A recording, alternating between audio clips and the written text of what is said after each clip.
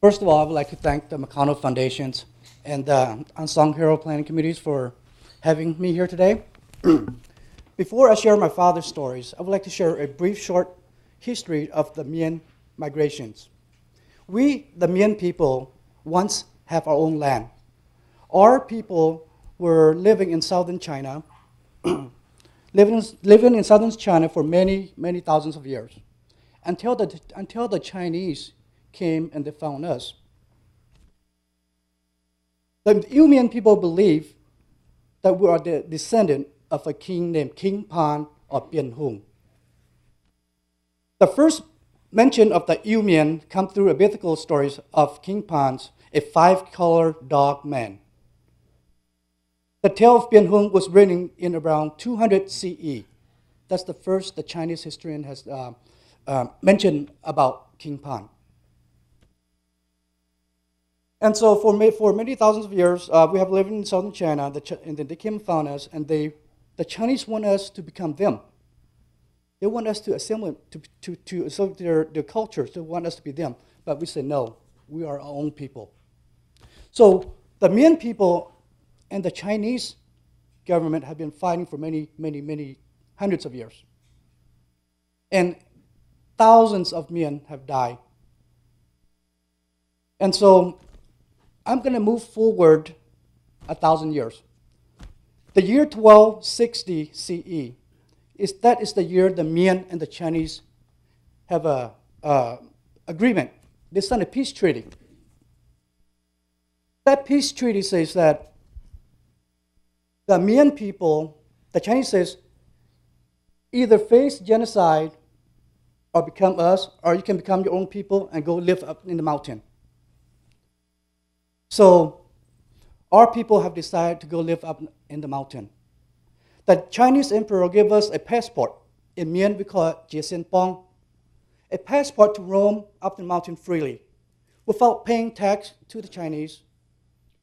But in one condition, we cannot venture down to lowland to live. Like I say, our land is known as today at Guangdong, Guangxi, and Hunan province. That was the Mien nation. That is where the Mien was living. So for another 500 years, we were living from mountain slope to mountain slope, doing slash and burn to clear up the mountains so we can plant our rice, plant our vegetables. We have been doing that for 500 years. Now I'm going to move forward 500 years to the 1700. The year 1700, late 1700, one of the group of the Mien people has moved into Vietnam. So our people, Mien people, immigrate to Vietnam late 1700, but the native people doesn't like us. They don't like us. They say, you guys are foreigners. You come in here undocumented, you guys are illegal immigrants. So, yeah, there were the Lu people. They called the Lu people at that time, they were the dominant group. In southern China, northern Laos, northern Vietnam, the Lu, or Thai Lu, the Lu people, they were the dominant group. And so some of the Mien folks stay and comply with the native people. Some have moved back to China. And so the Mien peoples are still battling with the Chinese, even though in the late 1800s. The last uprising were in Guangxi, near Guangxi, Hunan, and Guangdong borders. The year 1832, 15,000 Yumian heads has been cut off by the Chinese. And another 10,000 in the year 1850, according to the book that's written by Litz Ginzer and Cushman's stories. So, in the late 1800s, the Yumian people have finally arrived in the northern of Laos. In Laos, the Mien people live in three regions, Luang Prabang, Sanyavali, and Luang Nam Tha. In the late 1800s, there were two Yumian leaders. The Lu people give them the title of Pilong, that's in Mien.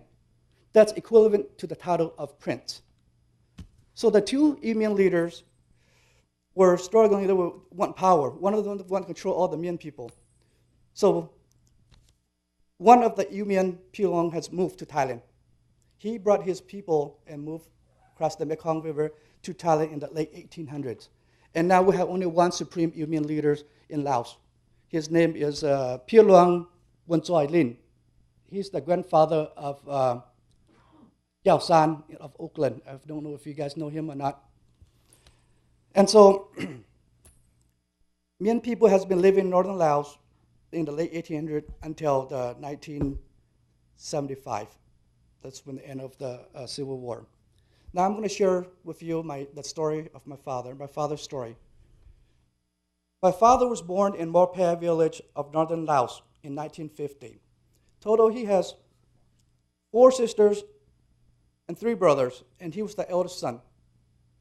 My father worked in the farm with my grandfather, doing slash and burn, growing vegetables, raising farm animals, pigs and chickens. And we were very poor. Our family, my grandfather was very poor. So my father didn't get a chance to go to school until he was at the age of 17. My father started Lao Elementary School in 1st grade at the age of 17. By the time he was age of 18 and a half, he had completed 3rd grade of Lao Elementary School. In 1969, at that time, the Mien leader, Jiao La, Si Song Fa, and Jiao Mai, Si Song Fa, the son of the Pilong Wonchoi, they were our Mien leaders. This is that each family have to send one son to fight the war, to fight against the communists. So my father, as the oldest son, he has volunteered to go because his younger brother has never had a chance to go to school yet. And so my father says, okay, I volunteer. I go. So my father went to training in Nam Yu, northwestern of Laos, for as radio operator Nasai. That's in Mien. It's called Nasai, or in Lao called Nasai. So he was, by the time he turned the age of 19, he completed his training. He got his certificate, and he was with the Royal Lao Army for 4 years. In 1972, then my father got married and had me. I was born in 1972. And then he became a farmer again. And we were, my father and his brothers and my grandfather, they're all farmer again.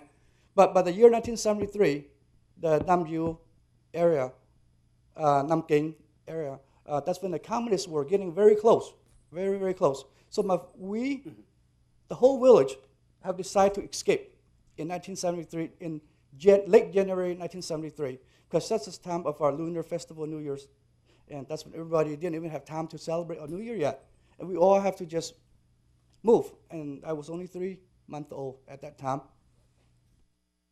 So when we crossed the Mekong River, we ended up staying in Chiang Rai province, Thailand. We stayed in a village called Mae Bong village in Chiang Rai province from 1973 to 1980. And our village got burned down in 1980, and it was the same time of the year during the lunar festival, New Year's, and our village got burned down, so we have no more place to stay. So my father ended up going to the city to speak to the mayor, and he also went to Chiang Kam refugee camp to speak to our Mien leader, Wen Jen, and also went to Chiang Kong refugee camp to speak to Jiao La. He was in a Chiang Kong refugee camp. And so the Thai government came, they gave us some food, and the leaders from Chiang Kam and Chiang Kong, the Mien people also came, all support, give us some blankets, and